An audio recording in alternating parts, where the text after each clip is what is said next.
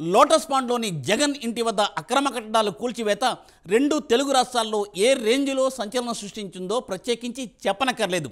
అయితే చంద్రబాబు ఆదేశాలతోనే రేవంత్ రెడ్డి ఇదంతా చేయించారు అంటూ వైసీపీ బీఆర్ఎస్ ఆరోపిస్తున్న సంగతి తెలిసిందే. అయితే ఈ కూల్చివేతకు సంబంధించి ఇంకో ట్విస్ట్ కూడా ఇప్పుడు బయటకు వచ్చింది. సంబంధిత అధికారిపై బదిలీ వేటు వేయడంతో అసలు తెర వెనుక ఏం జరిగింది అన్నది ఇప్పుడు సర్వత్రా చర్చనీయాంశం అవుతోంది. ఇంతకు ఈ కథలో ట్విస్ట్ ఏంటి?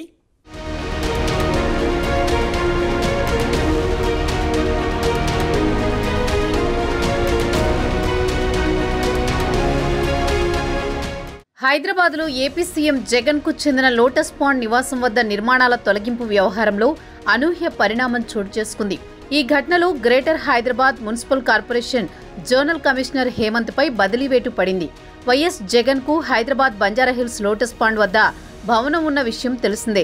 జగన్ ఏపీ రాజకీయాల్లో కొనసాగుతున్నందున ఈ ఇంట్లో చాలా కాలం నుంచి నివాసం ఉండట్లేదు. గుంటూరు జిల్లా తాడేపల్లి వద్ద కొత్తగా ఇంటిని నిర్మించుకుని అక్కడే నివసిస్తున్నారు. ప్రస్తుతం లోటస్ పాండ్ ఇంట్లో ఏపీ పీసీసీ అధినేత్రి షర్మిల, జగన్ తల్లి విజయమ్మ, ఇతర కుటుంబ సభ్యులు ఉంటున్నారు. గతంలో వైఎస్ఆర్ తెలంగాణ పార్టీ ప్రధాన కార్యాలయంగా కూడా కొనసాగింది ఈ ఇల్లు. ఆ పార్టీ అక్కడే ఆవిర్భవించింది కూడా.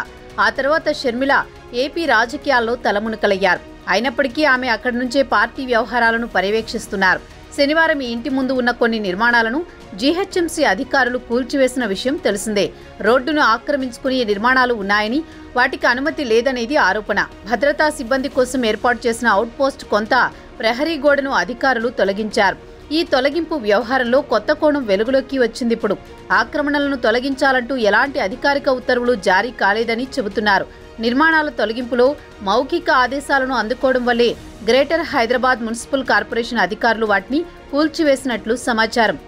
ముఖ్యమంత్రి రేవంత్ రెడ్డికి సైతం ఈ విషయం తెలియదని చెబుతున్నారు. జగన్ ఇంటి వద్ద ఆక్రమణలను తొలగించాలంటూ దక్షిణ తెలంగాణ ప్రాంతానికి చెందిన మంత్రి ఒకరు మౌఖిక ఆదేశాలను జారీ చేయడం వల్లే జీహెచ్ఎంసీ అధికారులు కార్యాచరణ చేపట్టారని అంటున్నారు. ఈ క్రమంలో Greater Hyderabad Municipal Corporation zonal commissioner Borkhade Hemant సహదేవరావుపై ప్రభుత్వం బదిలీ వేటు వేసింది. ఆక్రమణలను తొలగించి 24 గంటలు కూడా గడవకముందే కమిషనర్ బదిలీ కావడం చర్చనీయాంశమవుతోంది.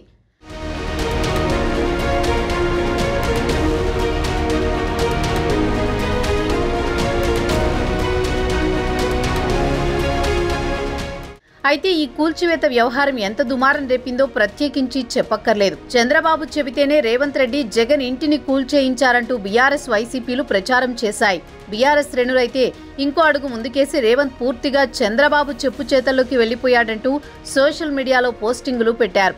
నిజానికి రేవంత్ మీద ఇప్పటికీ చంద్రబాబు మనిషి అనే ముద్ర వేస్తూ విమర్శలు చేస్తూ ఉంటుంది బీఆర్ఎస్. ఇప్పుడు కూడా అదే తరహాలో ప్రచారం జరిగింది. గురువు చెప్పాడు, శిష్యుడు పాటించాడు అంటూ ట్రోల్స్ నడిచాయి. చివరకు ఈ వ్యవహారం రేవంత్ కు తలనొప్పిగా మారింది. నిజానికి కూల్చివేతల ఇష్యూలో రేవంత్ కు ప్రమేయం లేకపోయినా బీఆర్ఎస్ వైసీపీల ట్రోలింగ్ కు సంబంధిత అధికారిపై బదిలీ వేటు తప్పలేదంటూ రాజకీయ వర్గాల్లో గుసగుసలు వినిపిస్తున్నాయి.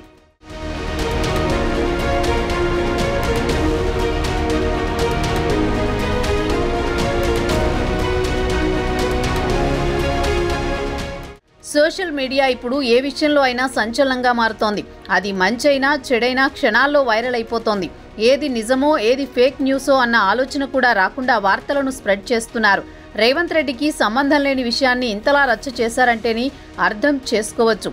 మొత్తానికి అధికారిపై బదిలీ వేటుతో మాత్రం జగన్ ఇంటి వద్ద కూల్చివేతలతో అటు రేవంత్ రెడ్డికి కానీ ఇటు చంద్రబాబుకు కానీ సంబంధం లేదన్న సంగతి బయటకు వచ్చిందని అంటున్నారు.